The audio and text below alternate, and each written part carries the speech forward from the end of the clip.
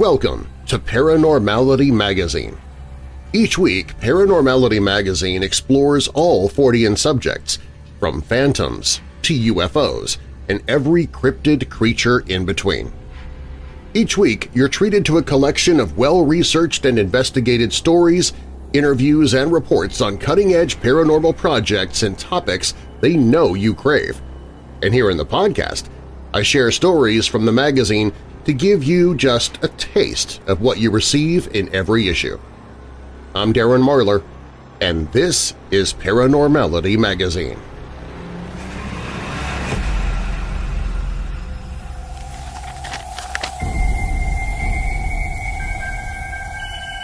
In a recent story shared by a Missouri man named Jerry, a captivating encounter with a mysterious creature has stirred intrigue and wonder among locals. The incident, which allegedly occurred in 1974 or 1975, has remained etched in Jerry's memory, prompting him to share his extraordinary tale on the Sasquatch Theory YouTube channel a few months ago. Jerry, an Air Force veteran residing in the picturesque Missouri Ozarks, precisely north of Willow Springs, recounted an incident that unfolded in a mere 30 seconds, but left an indelible mark on his young mind. At the tender age of 11 or 12, Jerry found himself lying in bed, only to catch sight of an unusual spectacle outside his open window, a towering silhouette that sent shivers down his spine. Estimating the creature's height to be nearly 10 feet, he was gripped with fear, unable to move. Reacting swiftly, Jerry summoned his father, who rushed to his aid with a shotgun in hand. However, by the time they reached the window, the enigmatic visitor had vanished into the Missouri night. Despite the passing decades, the memory of this encounter has haunted Jerry, leading him to share his story and unburden his long-held secret. Jerry firmly believes that the creature meant no harm, deeming it merely curious. He speculated that a source of light inside the room might have attracted the mysterious being's attention. Moreover, he revealed that his region had seen numerous peculiar reports of similar encounters over the years, fueling further curiosity about the existence of elusive creatures. Was this truly a rendezvous with the mythical Bigfoot, the legendary Sasquatch, or perhaps even the famed Momo? Jerry and his family staunchly maintain that something paranormal transpired that fateful night. While skeptics may question the veracity of such stories, Jerry's account has struck a chord with those who hold an unwavering belief in the unexplained and the extraordinary. Regardless of the creature's true identity, Jerry's revelation has provided him with a sense of relief and empowerment, the ability to share his otherworldly experience with a wider audience. As the allure of Missouri's dense forests and mysterious landscapes persists, so too does the fascination with the possibility that mythical beings might be hidden among the shadows, waiting to be discovered or forever remain an enigma.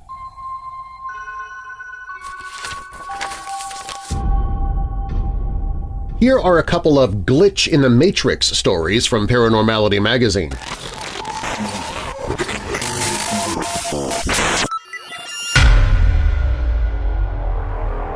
I saw inside the Matrix. One day, I was walking to work and all of a sudden had an urge to walk a different path than usual. I work downtown in a big city. It was a strange, spur-of-the-moment urge to walk a different way that changed my life forever. I turned into an alley I had never seen before. As I remember it, I made it about 15 feet or so when an actual glitch happened. Everything in my mind scrambled. I felt like I didn't have a body anymore, just that I was a semi-conscious entity floating through some weird dimension. All of a sudden, in the array of different colors and shapes, a vision came to me. It was a bunch of strange-looking people that, in my mind, resembled businessmen in suits. They looked startled and panicked that I could see them. One of the people made a quick movement and everything turned to black. When I regained normality, I was on a completely different street. It was the same street that I always used to walk to work. I felt sick and severely disturbed and depressed. I've never done any hard drugs, never experienced any hallucinations, never had anything like this happen to me. The weird thing is, when the glitch was correcting itself and I could see those people watching me like a caged animal, I had the feeling that I knew I was being controlled. It still bothers me very much to this day.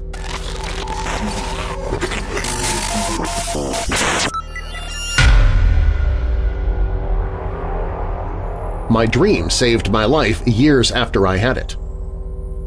My dream was simple. I was driving down from the mountains back home with friends in the car after what I vaguely remember was a snowboard skiing trip. The conversation was, I suppose, the usual for a long car ride. I spy this and just stupid stuff. Then Smash Mouth's All-Star came on.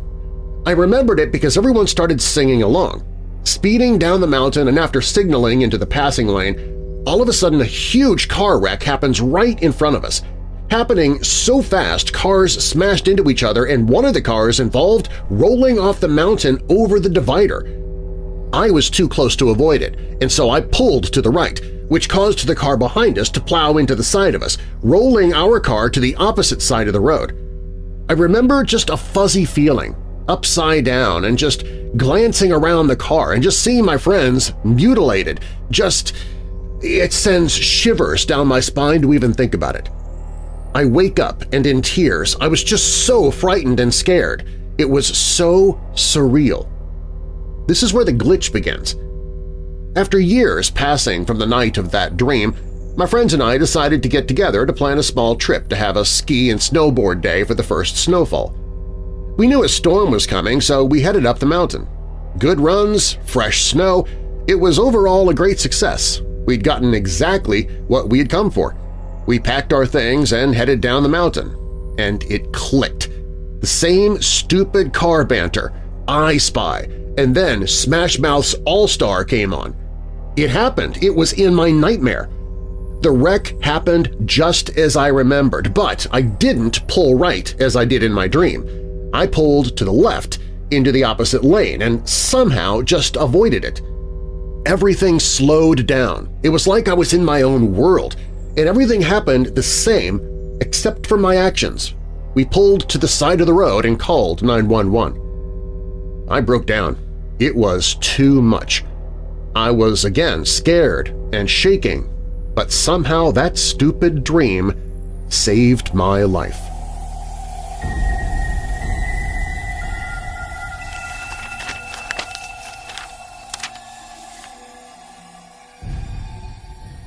Do you live in the Detroit, Michigan area, or perhaps will you be visiting there in the near future? Are you looking for a few paranormal hotspots to keep you entertained? Well, here are a few suggestions. The Thornapple Valley Slaughterhouse. Detroit's infamous Thornapple Valley Slaughterhouse is notorious for its haunting reputation. Even during the brightest hours of daylight, the interior of the slaughterhouse remains enveloped in an eerie darkness. Brave souls who have ventured into the abandoned building have recounted spine-chilling experiences, from unsettling noises echoing through its corridors to the unsettling sight of ethereal, mist-like figures that defy explanation. Furthermore, visitors have encountered peculiar occurrences involving their electronic devices, with reports of inexplicable malfunctions plaguing their cell phones and other gadgets within the slaughterhouse's haunted confines. The Kaju Cafe. The Kaju Cafe has gained a reputation for demanding a resilient spirit from its diners. Why, you ask? It's because this establishment has become notorious for the frequent accounts of paranormal occurrences shared by its patrons. Guests often recount experiences of objects inexplicably shifting on their own, unsettling apparitions taking their seat at the bar, and peculiar sensations of being touched by invisible hands. One recurring presence that both staff and customers frequently encounter is believed to be the spirit of the cafe's late owner's mother. Elmwood Cemetery. Detroit's Elmwood Cemetery, a cherished site for those seeking a chilling experience, holds a special place among haunted locales. This hallowed ground not only boasts a rich history as one of Michigan's oldest cemeteries, but also witnessed a harrowing chapter, the infamous Battle of Bloody Run, where British soldiers clashed with Pontiac's army.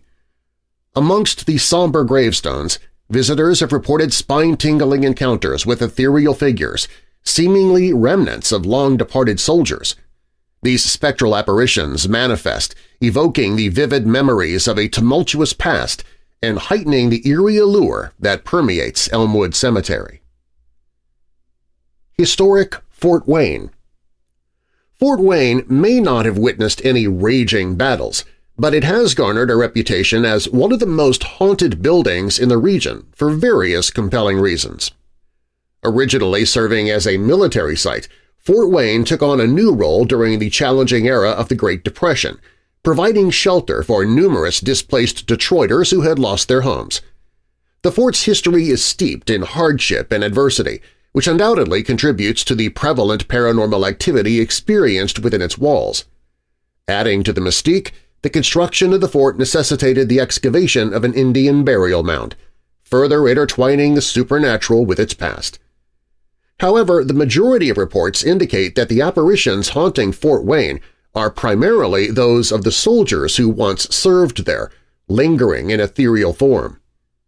Among the various areas within the property, the Visitors Center stands out as a particularly haunted section, with paranormal occurrences frequently reported, particularly in the restroom. The Whitney.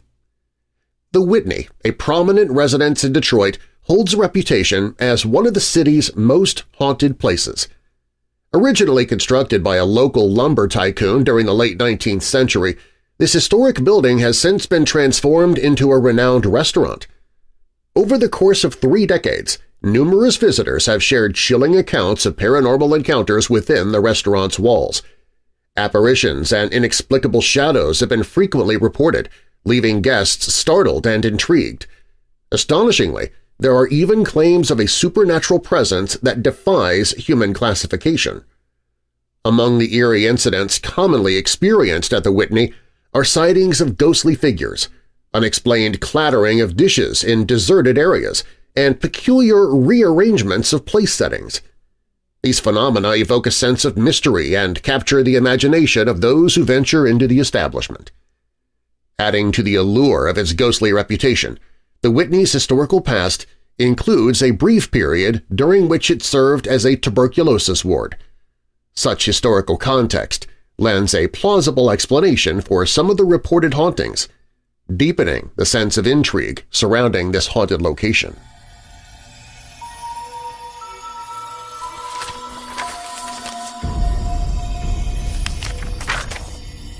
Well, let me tell you about the ABCs of alien big cats. No, this won't be a grade school lesson or incoherent rhyme from a Dr. Seuss book. We'll discuss this phenomenon of alien big cats, or ABCs, in the cryptid research field. These sightings occur from Europe to North America, and the cats range between all types of big cats. By definition, big cats are only a few species – lions, tigers, leopards, and jaguars. They all have a special bone in their throat called a hyoid, which allows them to roar. How or why are these massive cats seen in places they shouldn't be seen or haven't been in centuries? In the 1960s, it was very fashionable for well-off people to buy and house exotic pets. This ranged from emus, hippopotamuses, aardvarks, and even big cats. It still exists to a degree where legal. Mike Tyson was infamous for his tiger, and Michael Jackson had his pet chimpanzee named Bubbles. Big cats were more appealing to some because they were dangerous, and some species have a reputation for eating humans when they feel like it. 2 lions, known as the Tsavo man-eaters, reportedly consumed between 28 and 135 people, depending on who and when you asked. Stories like this one, and many others, contribute to the fear people have toward these animals, only intensifying the curiosity some people have about them. In 2011, a man in Zanesville, Ohio, ended his life. Still, before he did so, he released every animal he had housed on his property, essentially unleashing a zoo on the unsuspecting town. The police responded by killing most of them, capturing only a small percentage. They reasoned that they resorted to this because they had nowhere near the number of animal control officers to capture them all. How many animals were there? 50. 18 Bengal tigers, 17 lions, 6 black bears, 3 cougars, 2 grizzly bears, 2 wolves, a baboon, and a monkey. The state of Ohio enacted a law on January 1, 2014, preventing dozens of species from being owned as pets, largely due to this story. Many people reason that the big cat sightings are simply them escaping their confines to the freedom of nature or being let loose by an owner who can no longer afford or wants to take care of them. This same issue has happened in Florida due to the reptile and fish trades being largely unregulated. Some states still have no restrictions against pet ownership, including the home state of Brandon Wills, the person who wrote this article, West Virginia. He saw an alien big cat during the autumn of 2007. It terrified him so much he didn't return to the woods for a very long time. To this day, he can still picture that encounter, and it's why he decided to write this article. He would like to know what they are, how they got there. I heard tales from friends of mine of seeing these cats with cubs, and if so, the population is growing. If that's the case, a live one will eventually be brought in. If you talk to any of the local DNR, they say we don't have resident big cats, that they're simply following the deer for food. They acknowledge that we do have the deer population to sustain them, yet won't say they are staying here. I cannot understand why there is such hesitation. Are they afraid it would hurt the tourist market? Other possibilities remain if the alien big cats are not just released or escaped pets. Panthers are not a separate species, but a melanistic variety of other big cats like jaguars and leopards. Melanin is a pigment necessary to make darker colors happen in fur or skin. What witnesses could be seeing is a melanistic mountain lion. According to academic records, a black mountain lion has never been killed in the wild or bred in a zoo. Another possibility is that black jaguars are coming up from Mexico. There have been a few official sightings of them roaming the wilds of Arizona and Texas, and big cat hunting ranges can sometimes stretch for hundreds of miles. So I don't believe it's too much of a stretch to say that they're wandering that far for the food supply. Until the 1800s, jaguars were all over the southern half of the U.S., so we know they could still thrive there. While the skeptics dismiss all the sightings as scared people in the woods seeing stray house cats, I have to argue against that. I have a black house cat. His name is Spooky, and I call him my mini panther. He's quite large for a house cat, but is still nowhere the size of what I saw. I've spent a lot of time in the woods, and I could tell if something was simply an ordinary pet. To end this, I'll tell you of my own sighting, and this is actually the author Brandon Wills giving his story. It was the fall of 2007, and we were temporarily living with my aunt. I go into the woods to get out of the noisy house for a while, and because it was the only place in that area I could get reception on my Motorola Razr. I'd go up there, never unarmed because of the black bear, hike briefly, then sit and enjoy nature. This time, though, I noticed all the squirrels were going insane, barking alarms to one another from the treetops. I thought it was just me, because sometimes they do that if you startle them. This time, though, they just suddenly stopped. Any experienced outdoorsman or hunter knows that this means a real predator is nearby. I prepared myself for a possible black bear encounter, but I first saw a doe running across the hillside maybe 100 feet above me. It ran around the ridge, and I didn't see it again.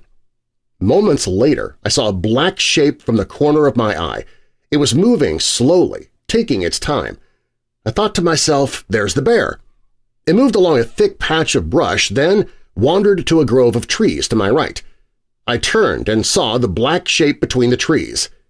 Then I saw the tail. It was curved into a J shape, hanging low to the ground. The creature had a large head, yellow eyes, and a pink tongue hanging from an open mouth.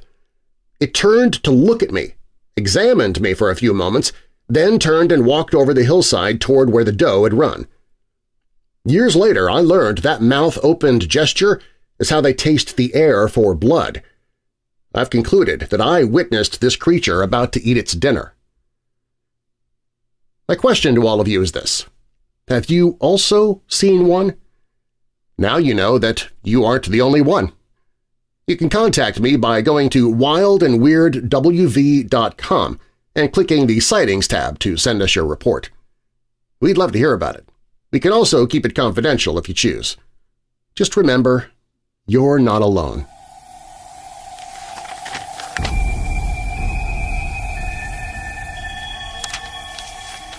Want more paranormality? Subscribe to Paranormality Magazine, and each month get it delivered digitally or via mail in our print version. Paranormality Magazine is a collaborative endeavor featuring works from people like you who have a passion for all things mysterious and unexplained. Our goal is the pursuit of knowledge, gathering captivating stories from our own team of writers, researchers, and investigators, as well as from writers such as yourself. Each monthly issue also includes a list of paranormal, horror, UFO, and cryptozoology events around the country, incredible paranormal-themed artwork, articles and writing sent in from our readers, suggested books and podcasts to consume, and more.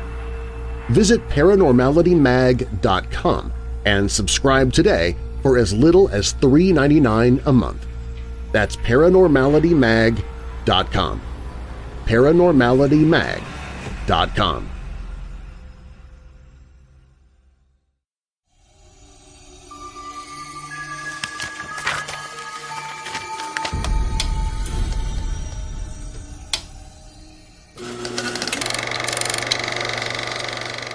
Paranormality Magazine presents Creatures of Cryptozoology, the Djinn. Powerful and shape-shifting creatures, the Djinn possesses free will and a complex nature. They're not inherently good or evil, but have the capacity for both. Like humans, they experience emotions, possess intellect, and can make choices. While some Djinn are benevolent and supportive of humans, others can be mischievous, malicious, or even malevolent. Djinn possesses incredible supernatural powers, such as telepathy, teleportation, superhuman strength, and the ability to grant wishes. Sightings? At a boarding school in the Middle East, a bully broke a student's necklace.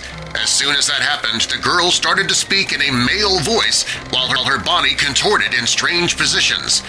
It said it was a Djinn and had traveled from a faraway place. Simultaneously, the bully's tongue swelled and almost prevented her from breathing. The parents apparently knew their daughter was possessed by a Djinn, had gotten the necklace from a shaman that told them it would hold the Djinn in. Creatures of Cryptozoology from Paranormality Magazine.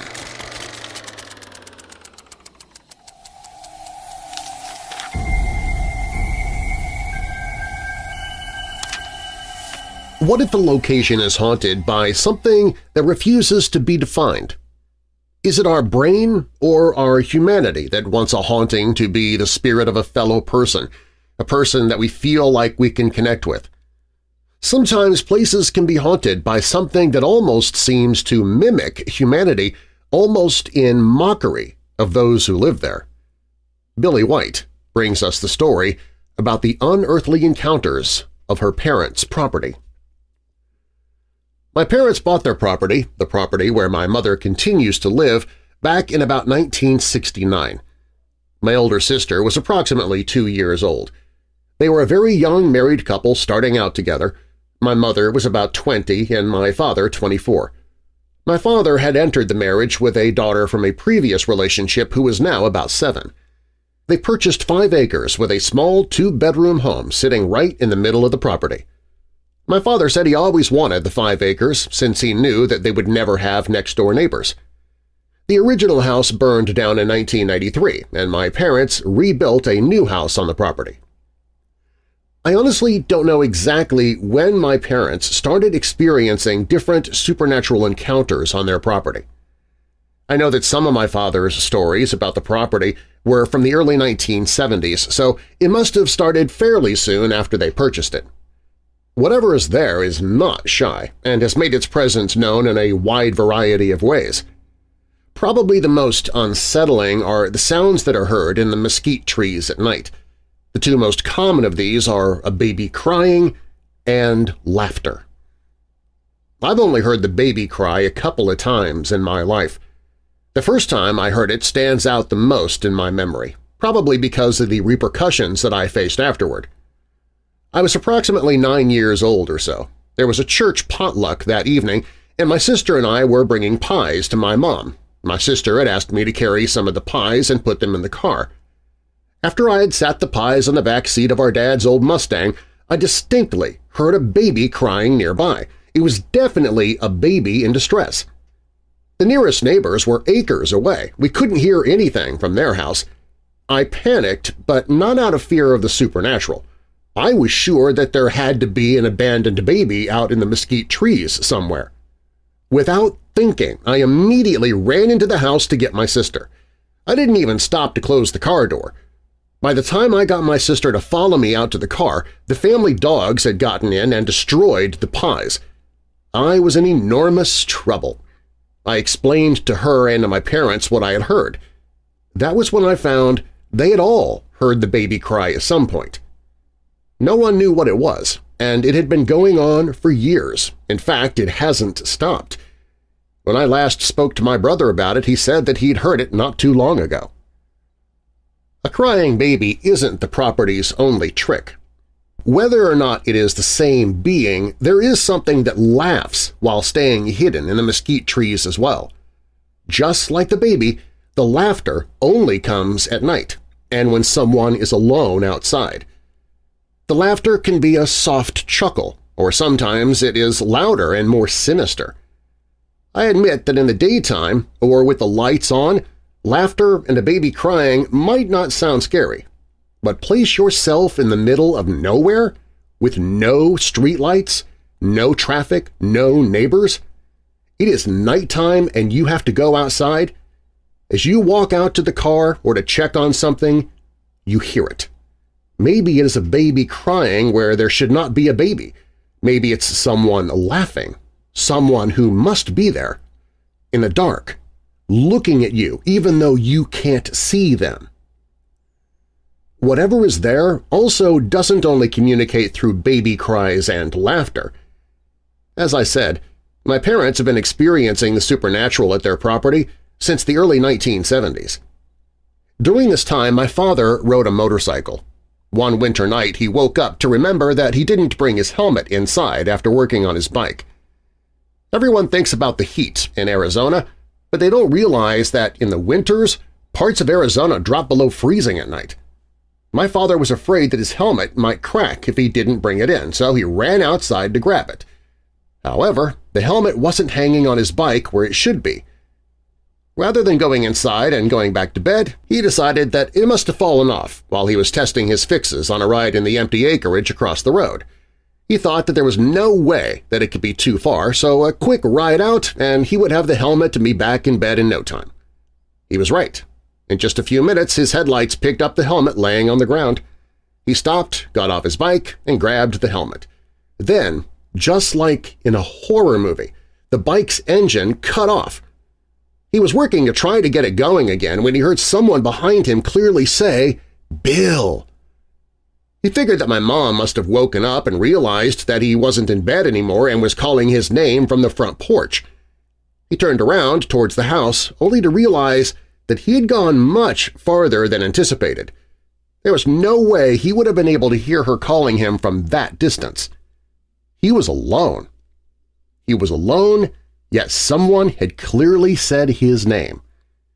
He worked as fast as he could to get the bike going, and as soon as it started, he raced home without looking behind him. Whatever entities haunt my parents' property do not remain outside. Many of us have had unexplained experiences inside the house as well. Some were rather small signs, almost like a signal letting us know that we weren't alone. One night I was babysitting my younger siblings.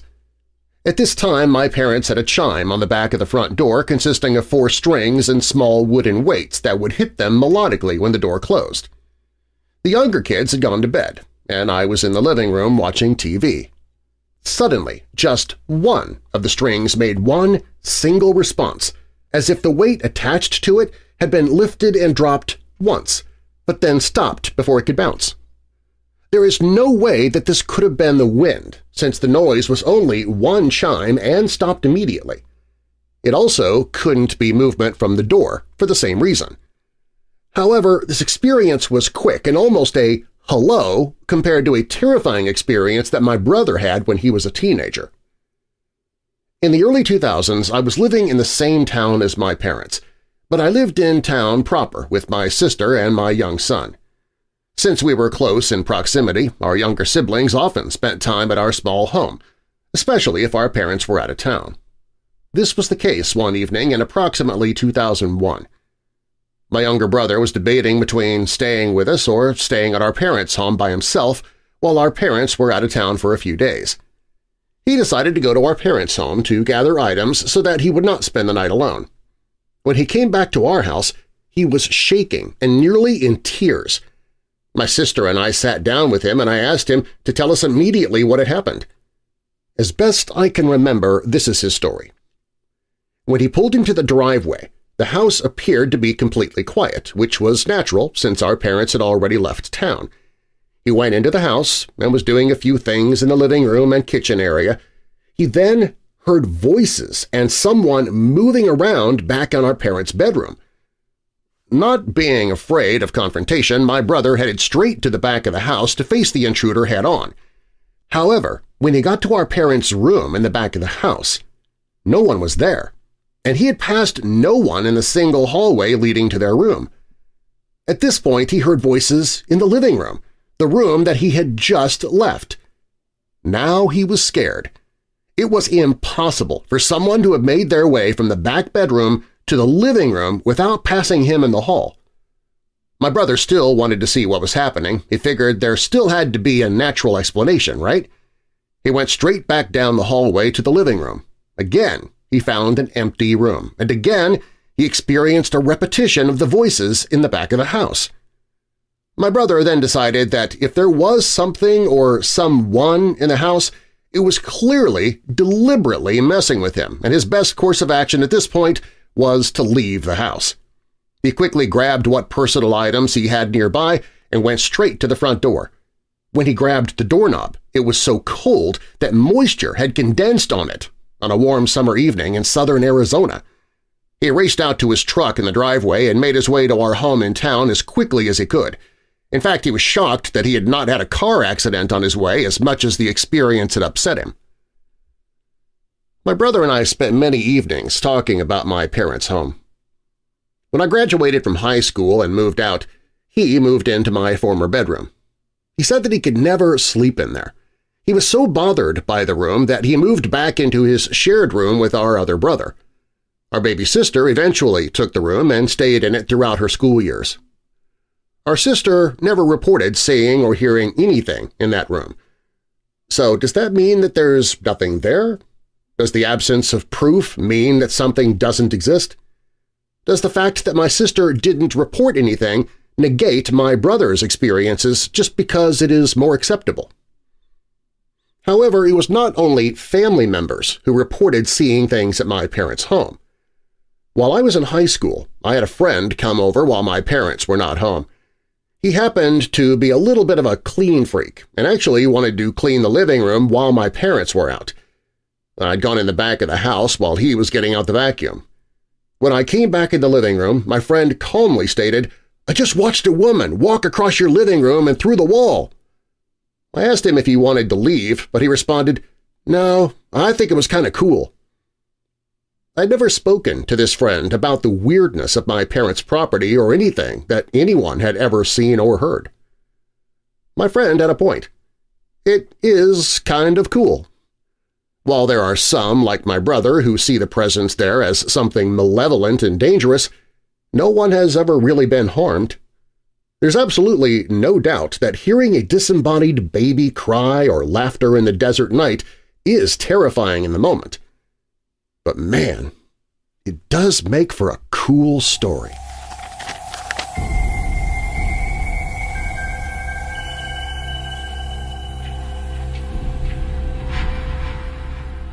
Thanks for listening to Paranormality Magazine. Get more information about the magazine and subscribe to our monthly publication at paranormalitymag.com. That's paranormalitymag.com, or click the link in the show description. And if you're a researcher or investigator, send us your stories. We might feature you in our next issue. If you have a paranormal podcast, you can add it to our website so our readers can find your show. And artists, if you'd like your work to be featured in our magazine or on our back cover, contact us. Again, our website is paranormalitymag.com. I'm Darren Marlar, and I'll have more paranormal for you next time from Paranormality Magazine.